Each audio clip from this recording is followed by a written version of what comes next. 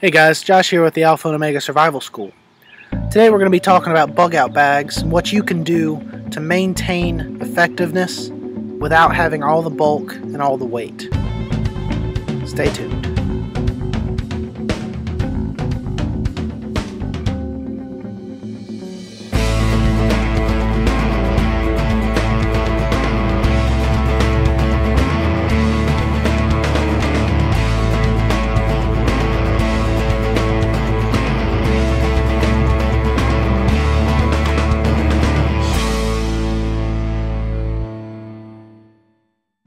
Alright guys, so earlier today I was looking at my bug out bag and was kind of just going through it and looking at some things, and I noticed I had a lot of redundancies, which is not a bad thing because it's always good to have extra in case you run out or in case something gets lost or broken.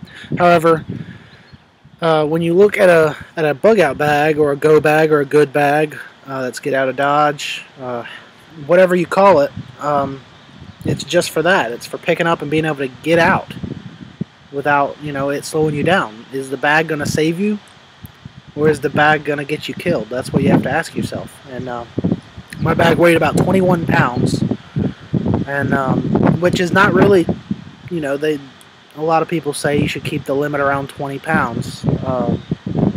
Now, I'm being a bigger guy, I can carry that, and I've taken it hiking and just carried it just to make sure I can carry it, and I can, but I didn't want to.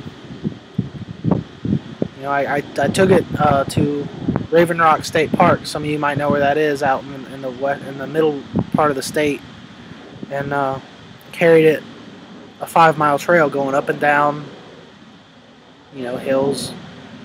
And 5 miles up and down, it tired me out a little bit.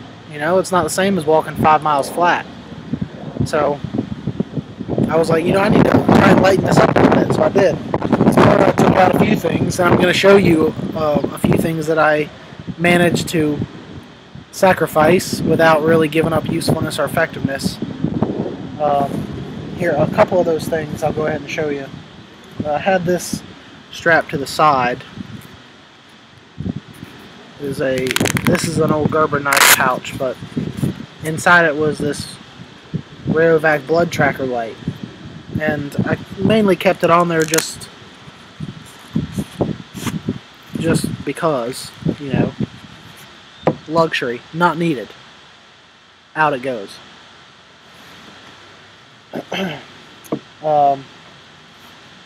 I had a roll of Gorilla Tape. There wasn't a whole lot left. There was probably about 5 feet left. So what I did instead was I took a small piece of cardboard about, an 1.5 inches, 2 inches long. Took the tape off of this and wrapped it around the cardboard. So now I have, instead of a roll of tape this big, I have a roll of tape that could easily fit inside this.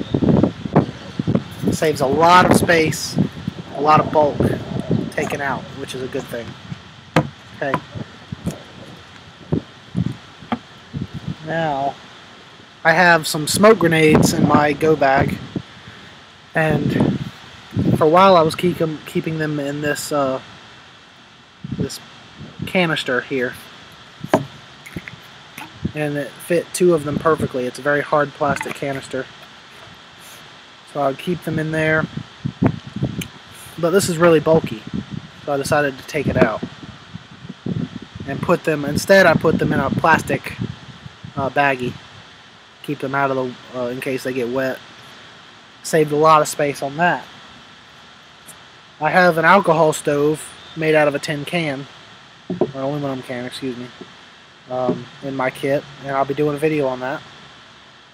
But they require denatured alcohol for fuel. So I had 3 bottles of denatured alcohol. Now, for emergency purposes, I just didn't need 3 bottles. 3 bottles got bulky. It's fine to keep these in, somewhere where you can access them if you need to, but they didn't need to all be in the bag. So that's about, I don't know, close to 4 ounces between the 2 bottles. Took them out, left 1 bottle in there. Gives that alcohol stove about 2 uses or so. So basically, you know, that 1 bottle will give me about 20 minutes or so of burn time. An ounce gives about 10 minutes on that can that I tested. So anyways, there's I had a bunch of redundant fire starting tools, which is okay. Yeah, I still have some redundancies in there now, because you can't rely on just one source. It may or may not, it may work, but it's always good to have a backup. But anyways, I had so much, and I used this old sunglasses case to put it all in when I took it out. So I took out, now here you go. This is what I took out that was way excessive. 3 lighters.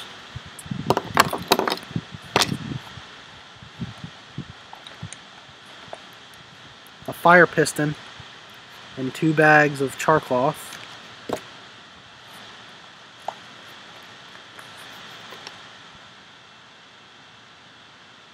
A few matches. I had waxed them myself for waterproof. Started to come off, so. Some chapstick, this was to lube up the fire piston with. And 4 boxes of waterproof matches. And a ball of steel wool. Now, you can use batteries, 9-volt batteries, and you start a fire with this. All that fire starting stuff, I still have a lighter, and I carry a Zippo on me. I still have a lighter. I still have my Mora knife that has the striker in the handle. I still have my Gerber Bear Grylls striker. I have my hollow-handled survival knife with matches and tinder in the handle of that. I have my alcohol stove, of course. So I still have redundancies, and I removed all of that because it was just too much, way too much. You know, a bug-out bag is, some people call it a 72-hour bag. You don't need all of this unless you're planning on surviving for a long time. And to be honest with you, planning on long-term survival, yeah, you know, a bunch of lighters would be good, but not in a bug-out bag. It's just weighing you down. If you have more than 2, take it out. You know, just get rid of it. Don't throw it away, but take it out of the bag. You don't need it. You know, if it's that important to you, you know, keep it somewhere. Like there's a couple things that I took off that I'll tell you in a minute. I keep them in my truck. You know, because I'll take the bug-out bag with me wherever I go, and if I'm gonna need it, I can pull it out of the truck if I have to have it. So, you know, be sensible. It's okay, redundancies are okay, but it gets to a point where it's excessive. So, 3 lighters, and I still have plenty of redundant stuff. You know, this, I laughed at myself. I was like, good Lord, you know, it's crazy. It's crazy. That's all I can say. So much redundancy that I can barely get this case closed around it all. Okay, so a bunch of fire stuff taken out. Oh, one more fire thing I had taken out. This is pine resin, and it got hot and melted inside my tin. Lovely. Still useful, but I took it out. I'll use it, you know, camping or something, but didn't need it. You know, I didn't want that getting all over the inside of my bag, and it would have if I wouldn't have taken it out. So I got lucky on that. And then I had my 3-piece hatchet. This thing weighs probably a pound by itself. maybe over a pound by itself. So took that out. I took the tent. I had the tent strapped to the bottom, 2-man tent. That weighed about 3 pounds. Took that off. The tent is a luxury. Now, I would prefer a tent over a tarp. I added a 7x5 tarp.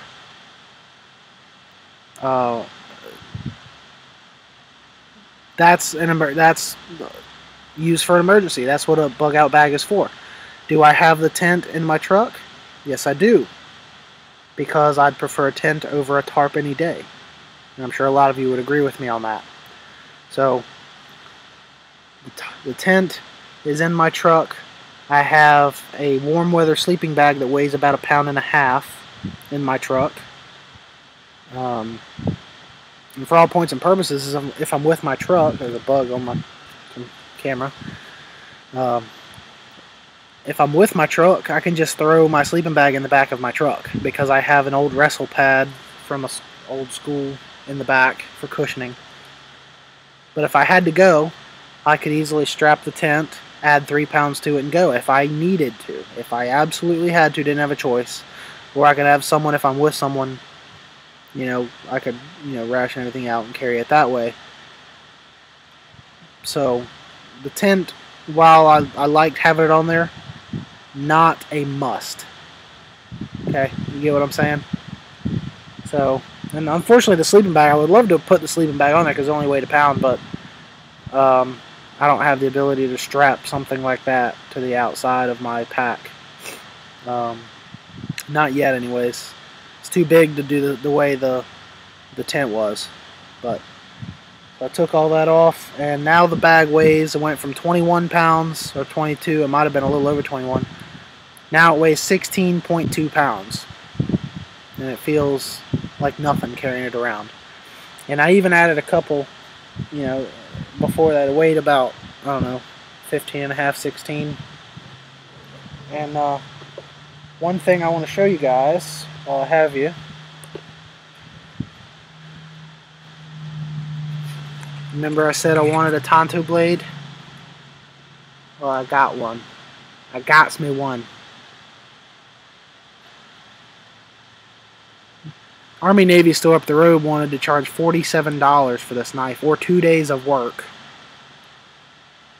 for them for free to earn this knife. I was like, forget that. I went on eBay and found it for $23. Whatever. It is a $50 knife though, according to Smith & Wesson. So I got a good deal. The cheapest knife, or the cheapest price I could find other than what I got this for was about 40 bucks. Even on their sale price at Smith & Wesson. But I love it. Love it, love it, love it. And the field guide books that I have add a lot of weight, but I didn't want to sacrifice them. There's too much knowledge there. And in a situation where I'm on the go, I might be running across plants that I don't know. I do know quite a few plants that can be beneficial. But there's a lot of places, especially if I'm on the go, I might not. And the books are knowledge. And in a situation like that, knowledge is power. It's possible I could lose the books, but it would be something for me to read and learn. Learning in an emergency situation is important, especially if it's about your survival. So, well, that's it, guys. I really hope this has helped you, find out ways to lighten up your pack if you're having issues with that. And we're all in this together. I'm trying to help you guys out. And as I learn things, I'm going to help you guys learn things. So that's all for today. As usual, make sure to check out the Bible verse in the description box below. And have a great day. Thanks, guys.